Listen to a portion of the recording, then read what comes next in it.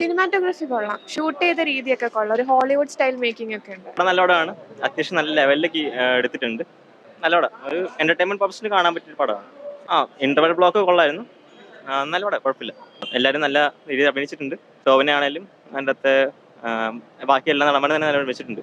നല്ലൊരു മേക്കിംഗ് നല്ല എടുത്തിട്ടുണ്ട്. സ്റ്റോറി കുറച്ചും കൂടെ സ്ട്രോങ് ആക്കായിരുന്നു. നല്ല ത്രില്ലർ, ബോറടിക്കൂല. ടോവിനോ അടിപൊളി. ഫൈറ്റും ചേസ് സീനും പിന്നെ ലാസ്റ്റത്തെ ക്ലൈമാക്സ് പോർഷൻ ഒക്കെ അടിപൊളിയായിരുന്നു. ബോറടിക്കില്ല, നമുക്ക് 2.5 മണിക്കൂർ ത്രില്ലായിട്ടിരിക്കാം. കൂടുതൽ നമുക്ക് കൺഫ്യൂഷൻസ് കുറെ വരുത്തുന്നുണ്ട് second half. First half okay fine, സെക്കൻഡിൽ കുറെ കൺഫ്യൂഷൻസ് അങ്ങനെ വന്ന് നമുക്ക് ഡൗട്ട് അടിക്കും. ആക്ച്വലി കഥ എനിക്ക് ഇപ്പോഴും കുഴപ്പമില്ല. ലൈക്ക് കൺഫ്യൂഷൻസ് ആണ് അത്രയും വന്നിരിക്കുന്നത്. സെക്കൻഡ് കുഴപ്പമില്ല.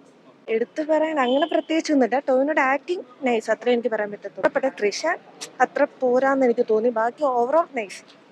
എല്ലാവരെയും കൊള്ളായിരുന്നു. മേക്കിങ്ങും വിഷ്വൽസും എല്ലാം പക്കയായിരുന്നു. മേക്കിംഗ് തന്നെയാണ്, ഫ്രെയിംസും വിഷ്വൽസും എല്ലാം, ഫൈറ്റ് സീൻസ് ഒക്കെ. സെക്കൻഡ് ഹാഫ് ഫുള്ള് ജസ്റ്റ് പിടിച്ചിരുന്ന പോലെ.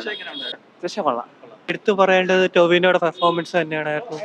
വളരെ ഡിഫറെൻ്റ് ആയിട്ടുള്ള ഒരു ക്യാരക്ടറാണ് ഇപ്പോൾ ടോവിനോ ചെയ്തത്. നല്ല ക്ലൈമാക്സ് ഉള്ളത്, നല്ലൊരു ത്രില്ലർ.